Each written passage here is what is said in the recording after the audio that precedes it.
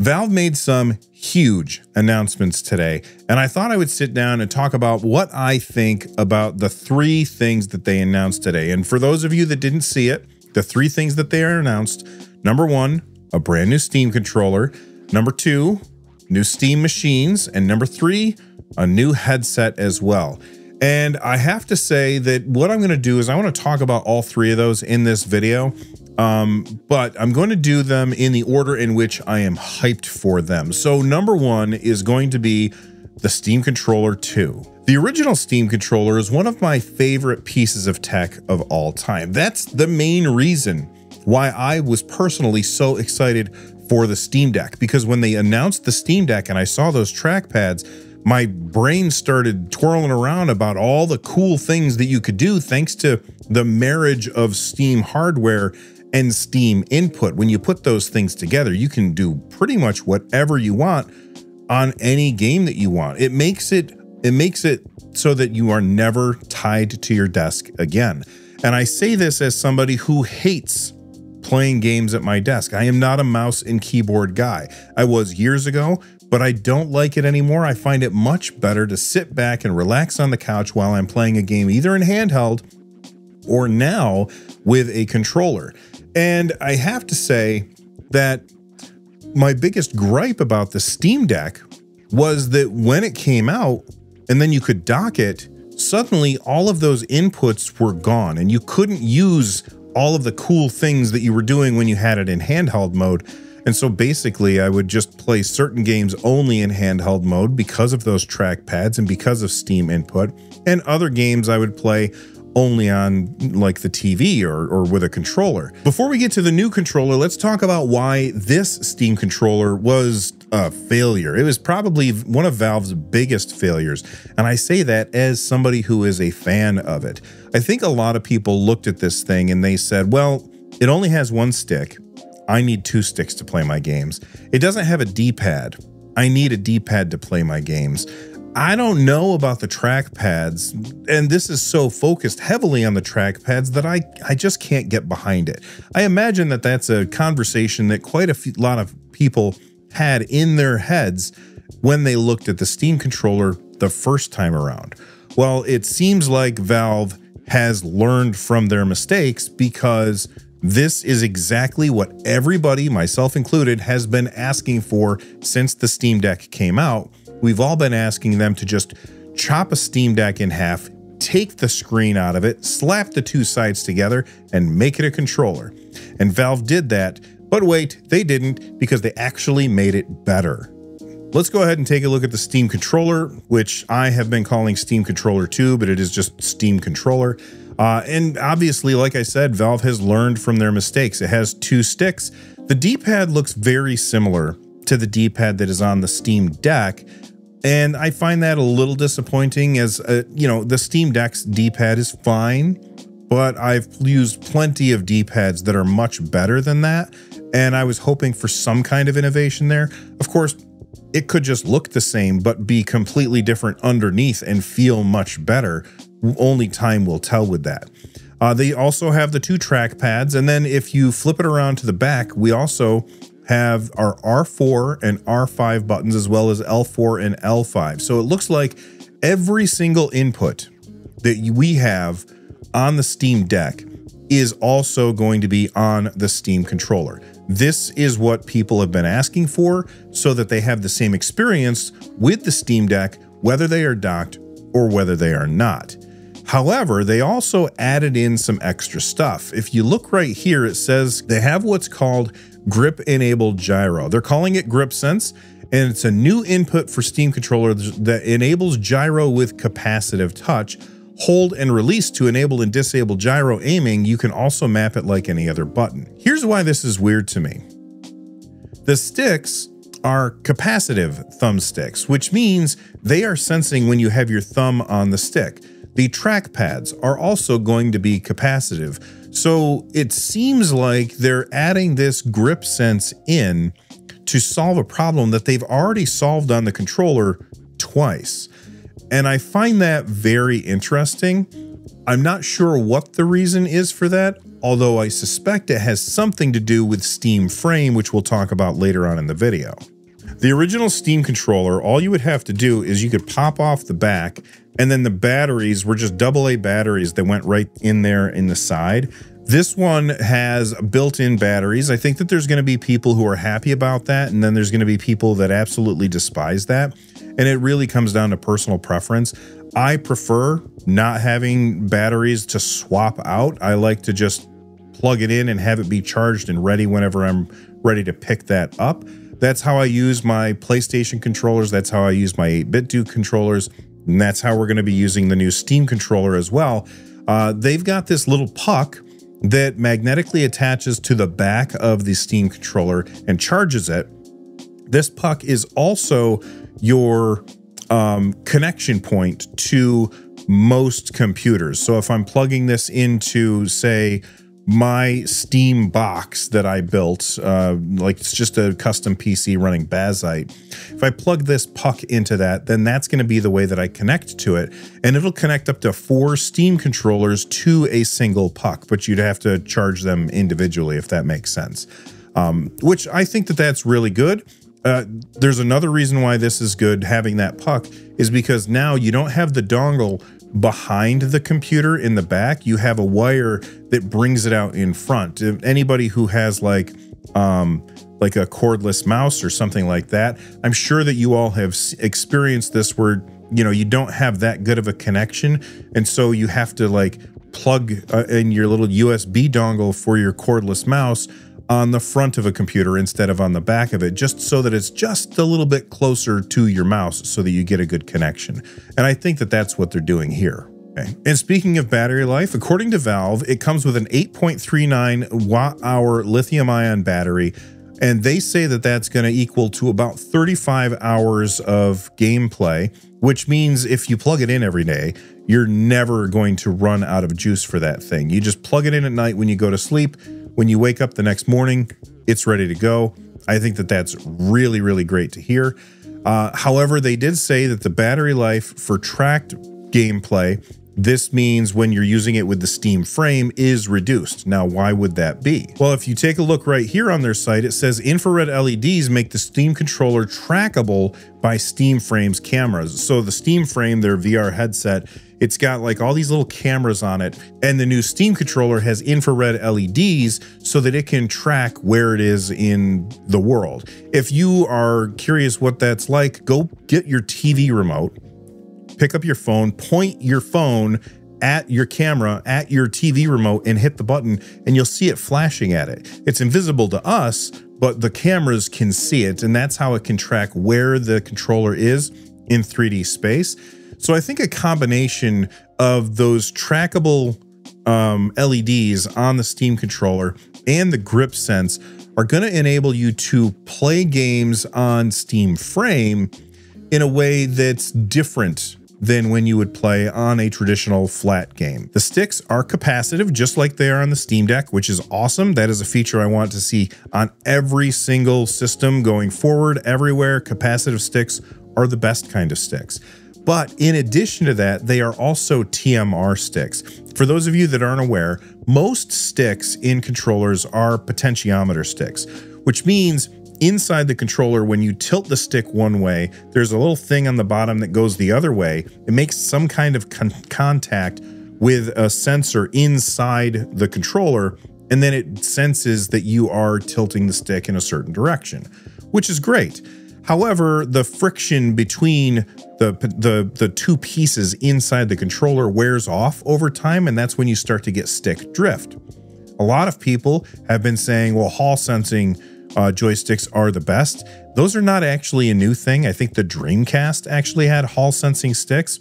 Hall sensing sticks use magnets in order to get that same effect. And that way there's nothing actually coming into contact with each other, so things are less likely to wear off over time. The drawback to using Hall sensing is that they use a little bit more battery. So TMR joysticks are supposed to have the benefits of Hall sensing without that extra power draw. I mean, yes, there is some power draw, but not as much as Hall sensing sticks. And so we're getting what if it seemed like the best sticks that we possibly can. And also up until now, I feel like Valve has been allergic to rumble. There's no real rumble in the Steam Deck. The original Steam controller didn't have rumble. Instead, they had haptics. And I didn't really care one way or the other, but a lot of people, not having rumble is a deal breaker. Well, the new Steam controller has rumble, and they are saying it's high definition rumble. It says Steam controller's powerful motors are capable of handling complex waveforms for immersive, accurate haptics. I hope that means full rumble. A lot of times Valve has said that their haptics are rumble, but they're not really. And I really do hope that it's rumble for all of the people that want it. I don't care about it nearly as much, but they're calling it rumble. So hopefully it is real rumble. Now, according to Valve, you're going to be able to use this controller on anything that runs Steam, which is awesome. However, if you look right here, they said something very interesting. It says Steam controller works with any PC or device running Steam or the Steam Link app. This is very interesting. So there's a couple of things that this makes me think of. Number one, I have a Steam Link app on my Apple TV. Am I going to be able to connect this to the Steam Link app directly and play my games on my Apple TV streaming from my PC? So essentially I have one PC in the house streaming to any other TV in the house, and I can play wherever the hell I want.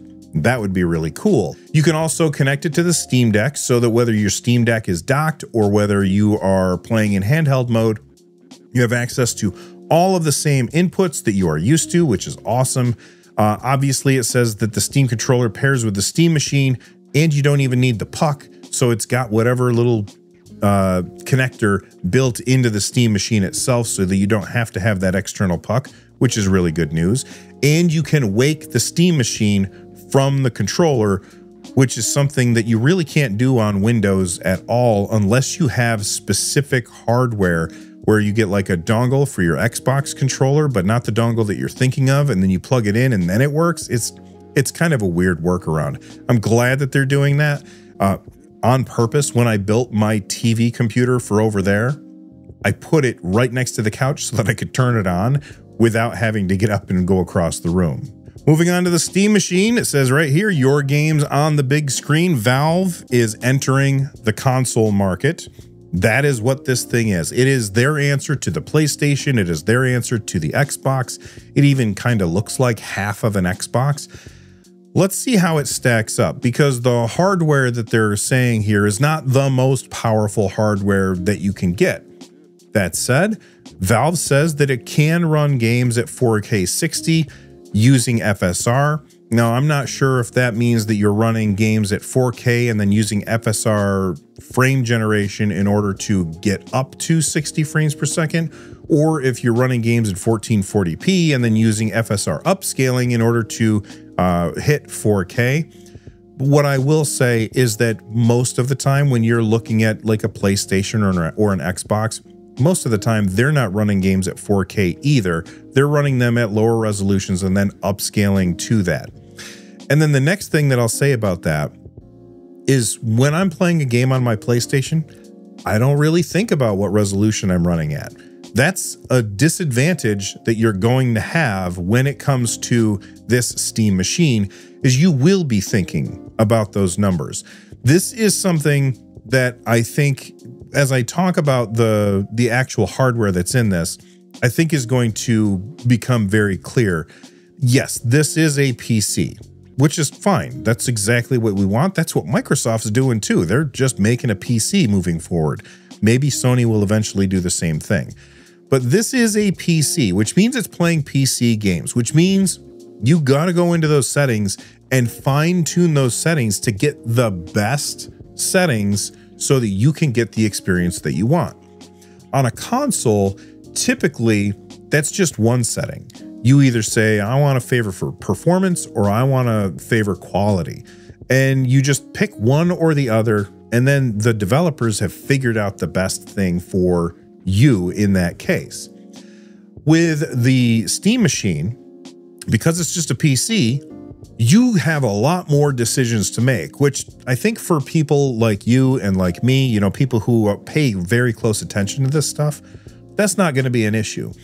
But I do think that if Valve is selling these things, and I do hope that they get them into stores, but if Valve is selling these things in stores and somebody who is an Xbox gamer, a Nintendo Switch gamer, or a PlayStation gamer, they walk into the store, they see this thing, they decide to buy it, they bring it home, they plug it in, they load up a game, and then they're like, oh, what the hell is a MIP map? What is FSR? What is DLSS? What are all of these weird acronyms? And then they're not going to know how to get the best experience out of it. And then they're going to be playing it and they'll be like, well, I have a 4K TV, so I'm going to run it at 4K. But then they're going to get a bunch of frame dips and they're going to think, oh, this is a bad experience, and they're not going to be happy with it. So what I really hope happens is that Valve finds a way to incentivize publishers, because this is just playing PC games, everybody. I hope that they find a way to incentivize publishers to make very specific performance profiles for their games that make sense for the Steam machine. And we've seen that with the Steam Deck. In fact, we've seen games like Cyberpunk 2077 has its own Steam Deck profile that automatically detects that you're on the Steam Deck, and it picks those settings. I usually go in and tweak those settings a little bit in order to get just a little bit better performance out of that. You see games like Baldur's Gate 3. They made an entire Linux build because of the Steam Deck. Like, they focused on targeting especially the Steam Deck. And that's what I'm hoping happens here, because this isn't the most powerful hardware on the planet. Let's take a look at that hardware. Let's take a look at the CPU here. The CPU is a semi-custom AMD Zen 4, 6 cores, 12 threads, up to 4.8 gigahertz, running at 30 watt TDP, which, by the way, people are going to look at that 30 watt TDP and they're going to think, well, that's double what the Steam Deck can do, which is maxed out at 15 watt TDP. However, it's important to note that the Steam Deck has an APU, which is a combination of a CPU and a GPU. This has a separated CPU and GPU. So let's move on to the GPU. The GPU is also semi-custom AMD RDNA 3 with 28 CUs. They say it runs at 2.45 gigahertz max sustained clock, and it has 110 watt TDP. So it's going to eat up a lot more power than a Steam Deck, which is good because this is plugged into the wall. You don't have to worry about battery. You don't have to worry nearly as much about heat. You just got to worry about how much can you push this hardware, which is really good.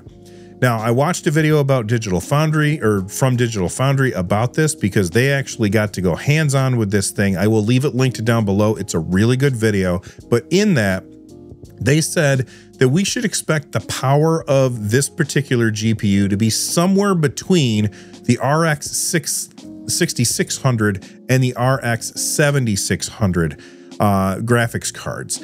I believe the 7600 has 32 CUs and this only has 28 CUs. So that reduction in CUs and the fact that it's RDNA 3, it means that it's not the most powerful GPU on the planet.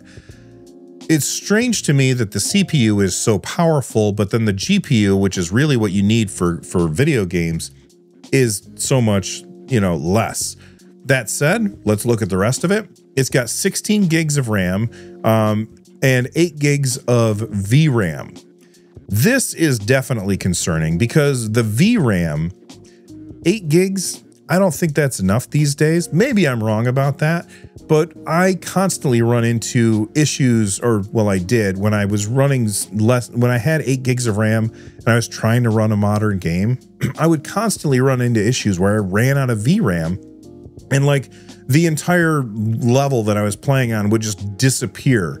So then I would have to lower a bunch of settings, tweaking things until I got just the right amount of VRAM so things looked nice and didn't run into those I'm not going to say bugs because they're not bugs, but basically I was running out of VRAM.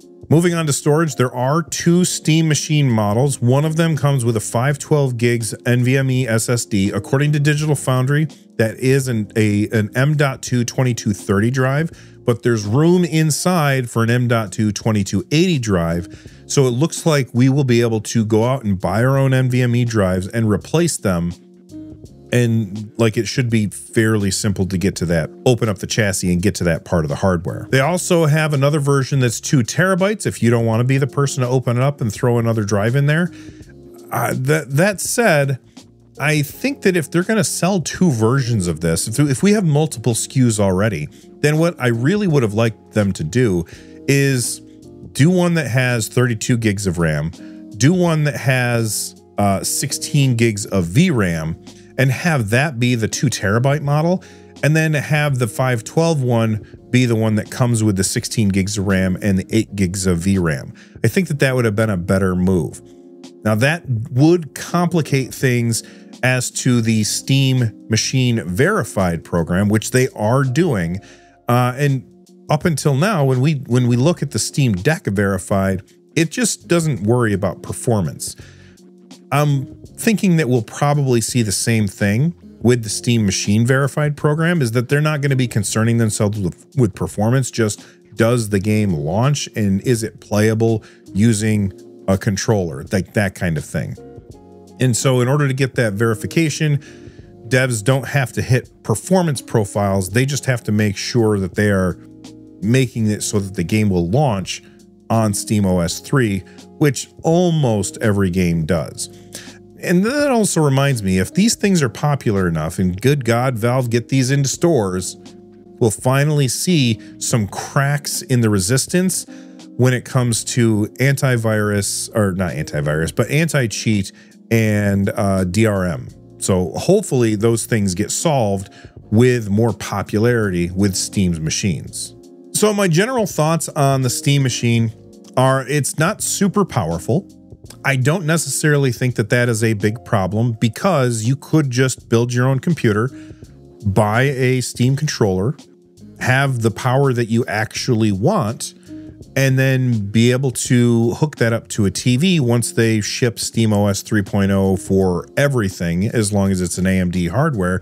That kind of works right now. I use Bazzite instead of SteamOS, but for the most part, you'd probably be good already. So I get why they're not going for something super powerful. I think that they're trying to be very price conscious. And what I'm really hoping to see, especially with the prices going up for every console out there, I want to see Valve really undercut everybody else. In fact, I think that's something that really needs to happen. Valve needs to get the price of this thing right.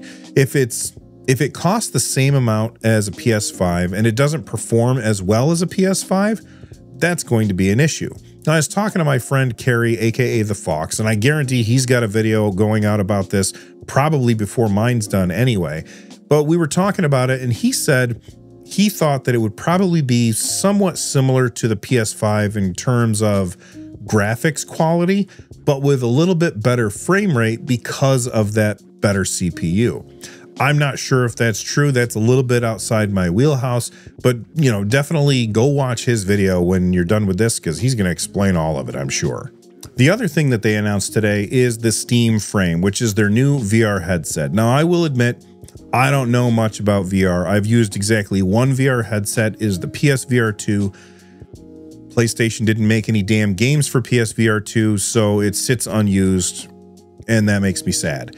I did go out and buy the dongle adapter so that I could hook it up to my PC and try using it that way, but that doesn't work with Linux, and I switched over to Linux, so I don't have an option for PC VR. Well, now I will have an option for PC VR, and it's going to be from Valve. And they're doing a lot of things that I think a lot of people are going to be really happy about. Number one, that has pancake lenses, which really reduces how thick these things are on your face. Now, Linus Tech Tips got hands-on with the Steam Frame, and he said that these lenses are very non-reflective, which is really good to hear. So let's talk about those lenses. It's 2160 by 2160. They're LCD instead of OLED. I'm guessing that they probably did that for price, just to keep the price down. The refresh rate goes at a minimum of 72, which is good, all the way up to 144 hertz. And it says it has a large field of view. at up to 110 degrees. Now I say up to 110 degrees because when you get your Steam VR, it's going to have like a little gasket that you can put on that's more extended. And they say like if you have glasses on underneath, then you want to have room for those glasses underneath the lenses, right? You don't want your glasses bumping up against the lenses inside the thing. So you put that extra thick thing in there, the little gasket in there, and it pushes the display away from your eyes, which then decreases the field of view. Valve says that they are working on a way to get prescription lenses in here without having to wear your glasses inside, which is really great for somebody like myself who can't see things that are far away. And you might think, well, it's right up against your face. Why would it matter if things are far away? Because it's not far away, it's close, right? That's not the way it works. And that's exactly what I thought too. But when you are looking at something that's far away in the game, even though the screen is right up against your eyes, your brain still interprets that as something that's far away, and your eyes can't focus on it if they can't focus on it in real life either. Now for tracking, it uses inside-out tracking, which for those of you that don't know what that is, let's imagine that these glasses are my VR headset. It has cameras on the glasses that then watch for other things. So like it'll look for your controllers or the Steam controller that you're using, and you'll be able to track how you're moving that way. A lot of people don't like that because it's not as good as what Valve did originally with the Valve Index, where you had like these little base stations that you would put up around your house, and those would track the headset. And I understand that, but I think almost everything goes with inside-out tracking these days, and it's just, I'm glad that they're doing that because I don't want to have extra stuff to put up around my house. This right here is pretty disappointing. It's got monochrome pass-through.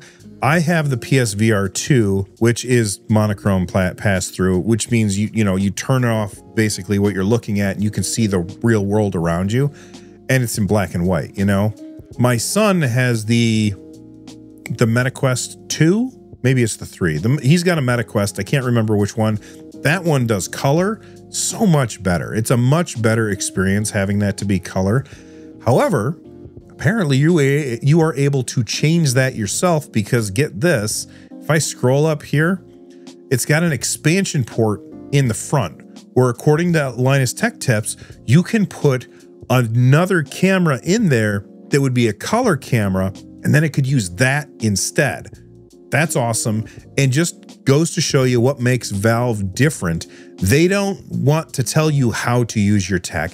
They want to give you options for how to use your tech, and that's very cool. And if we take a look right here, it also has an SD card slot, so you can have an SD card with your favorite games on it. You can move that between your Steam Deck, your Steam machine, and now your Steam frame, and the same games are moving with you, so you don't have to have them all installed on the Steam frame. And yes, the Steam frame is actually able to play games locally, not just streaming, but we'll talk about that streaming in a sec. Let's talk about the hardware of the actual VR headset. It's got a 4nm Snapdragon 8 Gen 3 ARM64 architecture, 16 gigs of RAM. It has 256 gigs of storage or 1 terabyte UFS storage options. And then of course you can expand that with micro SD. Looks like it has a rechargeable 21.6 lithium ion battery, which actually goes in the back in order to balance the headset out. So you've got the heavy stuff on the front and then a heavy battery in the back. And that way you're not being pulled forward all of the time with the all the weight on the front. Let's scroll up and talk about the streaming now, because they are using something called foveated streaming, which is very cool. If you have had any kind of VR experience that does not have eye tracking, what happens is that they have to render the entire screen no matter where you're looking. With foveated rendering, which is what the PSVR 2 has, it only renders where your eyes are actually looking at full resolution, and then everything else it renders at a lower resolution. This does the same thing, except if you are playing something that requires more horsepower, then you can stream it from your PC or from your Steam machine to the Steam frame. And when it sends it to you, it's going to it's going to stream the spots that you're looking at a higher resolution and higher quality than the parts that you're not looking at. And that might sound awful. Like you might say, well, then my screen's not going to look right. No, because the eye tracking updates as you are looking at it. Linus Tech Tips had hands-on with it. He said he could not defeat it. Basically, no matter how fast he was moving his eyes, he couldn't get it to see where the rendering was happening, because that's what happens in real life. When you are looking at something, that becomes in focus and everything around the side kind of goes out of focus. And this is exactly what this is going to do, only it's doing it probably both with rendering, probably using foveated rendering, but also foveated streaming when it comes to you because of the eye trackers that are inside the headset watching your little pupils. All right, let's take a look at the controllers for this. This is you used to be called Project Roy, just like the Steam controller was Project Ibex. This is Project Roy. It says hop between your VR and non-VR games. Steam frame controllers are designed with split gamepad layout to work with your whole Steam library. I don't understand why every single other VR handset that I've used, every single one that I've seen, none of them have all of the buttons that you would use to play video games with. They don't have ABXY all on the right-hand side. They don't have a D-pad on the left-hand side. And that always drove me crazy. The fact that Valve is making sure that you can use these controllers and play regular games too is brilliant. I don't understand why nobody else does this. It makes perfect sense to me. But then again, I'm not a VR guy, so maybe there's a very good reason for this. And if you guys who are VR people, if you guys know why, let me know in the comment section down below that like button, because I would love to find out. It has capacitive finger tracking, which it means when you are holding on to them, if you let go with your pinky, the games are going to know that you let go with your pinky, and maybe your character in the game will put their pinky out. When in doubt, pinky out. How does this work? Like, what happens when you let go? They're also going to sell optional straps. They're called knuckles, I guess, where you will strap the controllers to your hand so you can completely let go and the controller will still stay with your hand, and then you can grab them again. That way, if you want to open a door or close a door, like you can open your hand, reach forward, close your hand around the doorknob, and then turn it. Like, that's the kind of thing you'll be able to do having that strap on your hand. I've never actually used a controller that did that, but it seems really good. They also have dual stage triggers and dual stage grip buttons. So that means when you pull the trigger, there's going to be a soft pull and then a full pull, and then the same thing with the grip buttons as well. Listen, I guarantee that when we record the podcast on Friday, we are going to be talking about this extensively, and I think the whole crew is going to be there for the show, so make sure that you subscribe for that. Let me know what you guys think about the Steam controller, the Steam machine, and the Steam frame. Which are you most excited for? Let me know in the comment section down below. And if it's your first time here, please subscribe. From the Nerd Nest, I'm Bill. Stay rad, and thanks for watching.